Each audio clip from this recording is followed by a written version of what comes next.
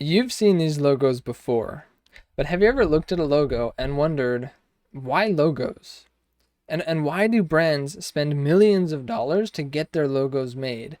Well, I hate to break it to you, but if you've ever looked at a logo and asked yourself that, then you might be a bit of a nerd. But you know what? That's okay. That's besides the point of this video. We're going to talk about why do brands use logos? What's the point? And in a word, the point of a logo is to identify. But if the thing is, if all we want to do is identify a brand, why don't we just like write the name in plain text like this? So if we have it written in plain text, it would save a lot of money because we don't have to pay for logos. It's unique because company names are unique. Like all of these are different from each other. And it makes it obvious what the company name is because it's just written out in front of us. Doesn't this simplify things? Well, the thing is, one of these probably stands out to you and is not very recognizable, right? This guy, what is this here? You probably don't know what this says. So ultimately, logos are recognizable where plain text is not. You want to know what this is? Well, I'll show you. It's this guy right here. But you didn't know that just seeing the name written out. And so the thing is, logos cross language barriers. They're great for international brands and for global recognition. So that's one reason why logos are used, is because a picture like this is worth so much more than just words. Now in Japan, this 7-Eleven logo, even though it's written in English, is just as recognizable to them as people in America. And then there's this Shell logo. It doesn't use any Latin characters whatsoever, and so it's even more effective and even better at being recognized globally because there's no words on it. It's just a picture.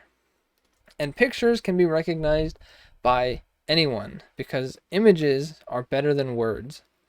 But that still doesn't really answer the question of like, why do brands pay $1 million for a logo? So for that, I have a bit of an interactive example.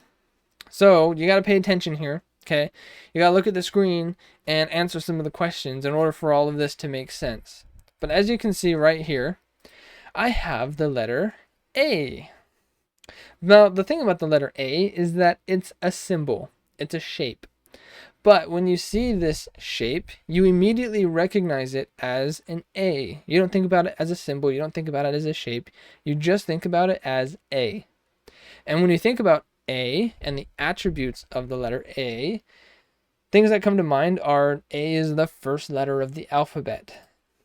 Some other things that come to mind is like, what is an A? Well, an A is a vowel. And what sound does an A make? Well, an A makes the a sound. This goes all the way back to elementary school, learning about letters, because this is like the basics of speech. So fundamentally, what we're doing is we're associating a symbol with attributes. So we're associating this symbol or this shape with meaning. So we know by looking at it that this is the first letter of the alphabet. We know that it is a vowel and it makes these noises. We know that an A doesn't make a B sound because a different symbol makes that sound. So we call this an A because we've seen it so many times that we've given it a name, which is A. And some people, this symbol is their favorite letter. So all of these attributes and all of these things get bundled up into this one icon, this one symbol, or this one object, whatever you want to call it, this one letter. So there's a lot of meaning packed into a simple shape. Well, let me give you an example that you might not recognize. So if I put this on screen, it's likely not very recognizable to you. There's no meaning to it. Like none of this makes sense. You don't know the meaning behind it. You don't know what it is. Nothing is important. And that's fair because you haven't seen it very much. But guess what? Here's the thing. It's the first letter of the alphabet. It's a vowel and it makes a noise. The A sound. So this is the Japanese character for at. So it makes a sound, it's a vowel, and it's also the first word of the Japanese hiragana alphabet.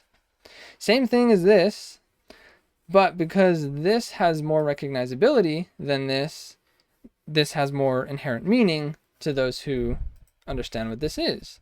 So what we've demonstrated here is that what we are doing with these symbols is we're attaching intangible and tangible ideas to the symbol. We're associating these ideas with whatever symbol is on screen. So if I came up to you and for the next year, I consistently asked you, what is this? And what are the attributes of this for a full year? By the end of the year, the next time you see this shape, you will have an understanding that it is the first letter of the alphabet, it is a vowel, it is pronounced a. So that is essentially, it's learning. That's basically what it is. It's learning. And learning is making associations between something and its attributes. And by understanding those attributes, we gain greater understanding of the topic or the thing that we're trying to learn about. So in a similar way, we make associations with logos. Seriously, it's like the exact same thing. So I have the Apple logo here, and there's a couple of things that come to mind when we think about the Apple logo. We might think about technology, we might think about innovation, and we might think about status. So technology is the product, it's what Apple produces. Innovation is their values, and status is your identity when you own an Apple product. For example, I know some people in the real estate industry, and they've told me that, like, if you walk in and you don't have an Apple MacBook and an Apple iPhone, your client will not trust you. You have to have Apple products in order to have any type of status in the real estate industry. And so that is a very real example of how a logo has attributes attributed to it that we associate with each other. So we associate innovation with Apple. We think of Apple, we think of innovation. It goes both ways. So logos are containers. A logo is a container for meaning, as we've just demonstrated. So what is the point of a logo? The point of a logo is to identify the brand and to associate its symbol with the ideas, values, and feeling that a brand wants to claim. This goes both ways. So when a logo is associated with a positive experience, the likelihood that a person buys from that brand is higher. But it can go in the opposite direction. If they've had a negative experience, then the likelihood that the person buys from your brand is lower. And what they look for is the logo to see how they should feel about it.